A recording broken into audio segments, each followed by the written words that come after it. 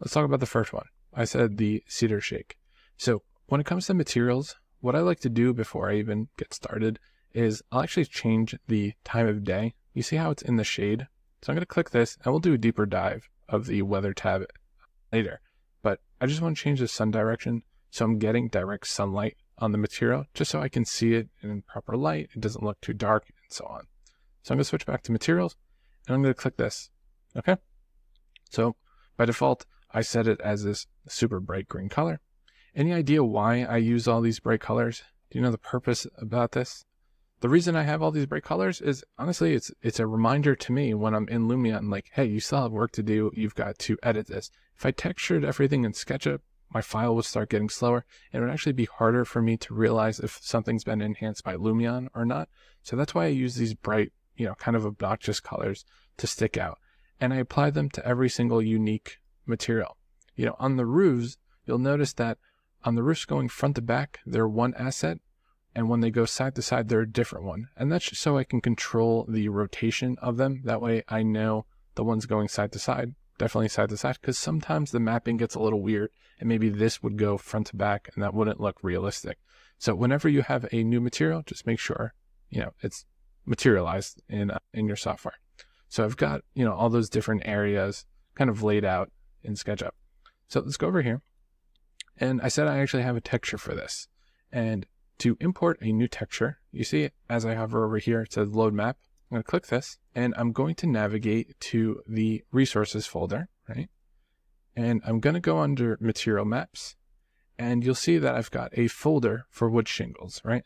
And I'm going to click the one that says diffuse. Okay.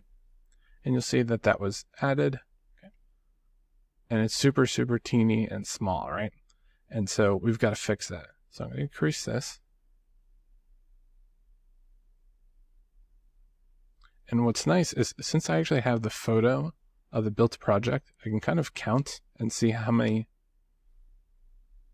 pieces of shake or rows I had. So it's 1, 2, 3, 4. 4 between these, right? So I've got 1, 2, 3, and 4. That was actually perfect. But you'll notice that my offset is off. So that's actually why I was showing you that before, the UV coordinates. So let's play with this. That's going to move it side to side. This is going to move it up and down. And I'm just going to shrink the scale a bit. So again, I'm holding shift down, okay? And I'm just playing with my offsets. Okay, I've got to keep going.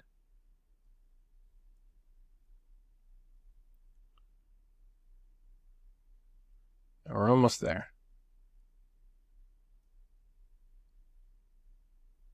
Perfect. Okay, I want to make sure that seam is perfect. So let me just raise it just a little. Yeah, there we go. Okay, so that's why these are super handy. That way you can get it in the perfect spot, right? So we've got that there.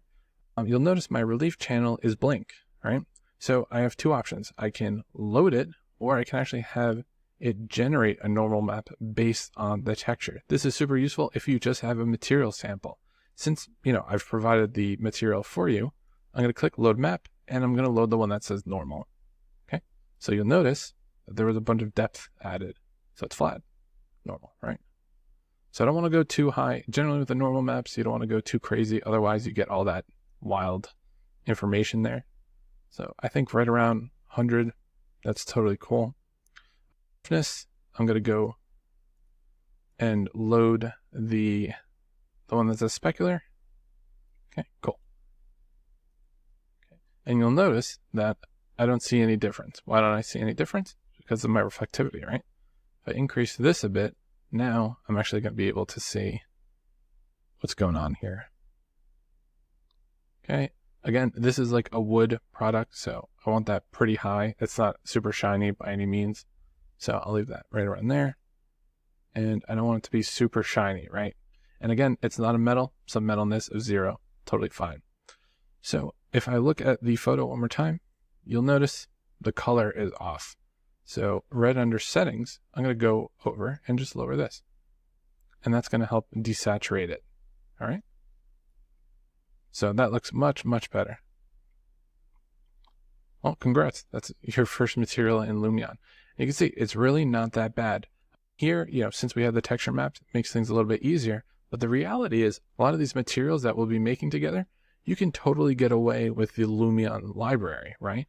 Like I said, this was a gravel driveway. I don't need to find these textures online. I can just click driveway.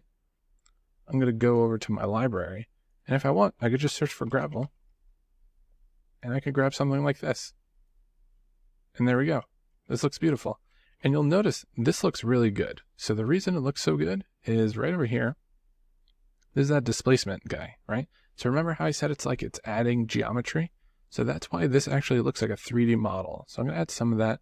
That way it looks realistic. Super powerful material type. But, you know, again, roughness, not that high. Again, they're rocks, so they're not supposed to be shiny. So this is what I mean. You could totally get away with a lot of these assets just using the Lumion library, not even having to search. So this is one of the reasons why I love Lumion. Super easy. So I'm going to hit Save Changes. That way I don't lose any of my work. Because if you hit that X, it's going to revert and you're going to lose everything. Like that's the worst. Let's say, for example, you did, make your own material and you're just like unhappy with it. You want to start from scratch.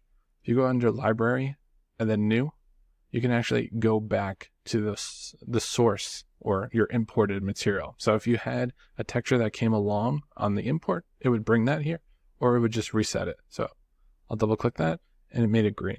If I hit cancel, it's going to go back to my texture. So that's why it's important to pay attention to hitting the check mark or the X. All right, so we've got that.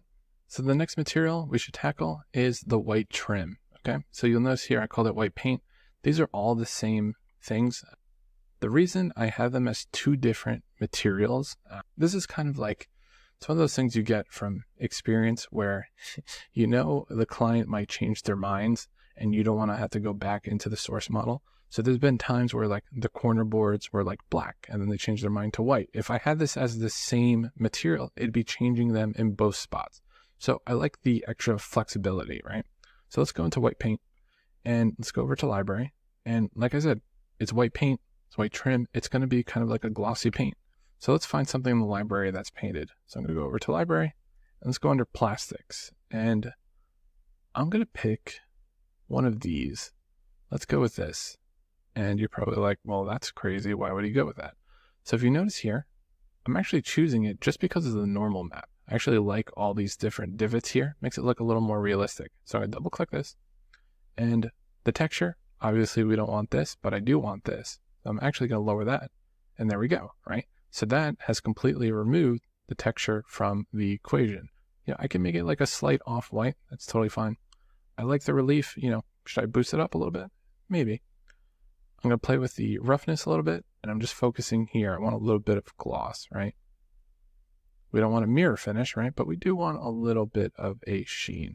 Okay, it's not metal, so that's off. And what am I going to do? I'm going to go over to soften edges. We'll add a little bit of that. And we'll also add a little bit of weathering. Okay. So this is kind of like a plastic. So I'm going to add a little bit of weathering strength. And as you can see, it's actually picking up the normal map, which is not great. So I'll leave that at 10. So that looks great. That looks like actual trim. And if you'll remember, we actually didn't do that here. So I broke my rule, right? So let's hit check mark. And let's go back to our cedar here. And I'm just going to add some weathering strength. This is a wood, so I'll do that there. We're not going to see like too much of a big difference like on these lower values, but it's just to add a little bit of realism. So 15 there is fine. And we'll do some soften edges. And here, it wasn't like super top of mind and a big issue because we're actually not going to see like a 90-degree corner because it's going to be covered by the boards. So even if you missed it, not the end of the world. It's more apparent on these types of objects where you're actually seeing the 90-degree boards all the time. But as you can see, that looks great. Looks super realistic. We love that. Awesome. Okay, so we've got the white trim. So now, what I was saying earlier is like, I want to copy this all the way over here. So if I click this, so when I click this, I've copied it. I just need to paste it. So if I click this and then hit paste, it's going to take that over and it brought over all the settings, right? We've got that nice softened edges. So this trim, this is something I use on every single project I do. There's like no project where I don't have this, right? And it's kind of annoying to redo it every single time, right? You're not going to want to do that. Time is money. So what you could do is right over here where it says menu, you could save this to your hard drive. It'll actually save the Lumion material to your hard drive, or you could save it to custom materials. So I'm going to click this, and I'm just going to call this weight trim. Watch this. Hit save. And now when I go to library and I click custom, I've got my weight trim there. So I can actually click this and I can paste this anywhere. So these columns, they're supposed to be white too. I'm going to click this, and there we go. It applied it to it. So you've got a couple ways there, right? You could do your copy and paste. You can use the actual, template here. You've got a couple options, but I highly recommend doing this. And what's great about the white trim, it's just paint, right? So it's something that you can build off of for all these different options. So like the door, right? That's going to be paint, right? So I'm going to apply that, and I'm going to change the color. Remember, is that blue door? So I'm just going to go over here, double click that, and I'm just going to change it to that light blue. Right? It was like something like that. Let's look at the reference. Okay, so more of like a darker blue. There we go. So that's the beauty of this workflow, right? I've created the material once, and just think about how much usage we just got out of it, right? We got the soffits and the fascias, we got the trim boards, we got the painted posts, and we've got the door, all from one material. And so something about the columns, this is another one where I had it separate, because there are situations where maybe there were a wood column that got changed to white. It's the same thing. I don't want to go back into SketchUp for that. So it's all good to, kind of think about preemptively, like where the client might change their mind. That way you're not hopping back and forth into SketchUp. So I'm going to save changes. I'm also going to save this file, right? So let's go over here to File, Save. And if this is the first time you've ever saved the project, you can do a save as. That's totally fine. So I'm going to hit save.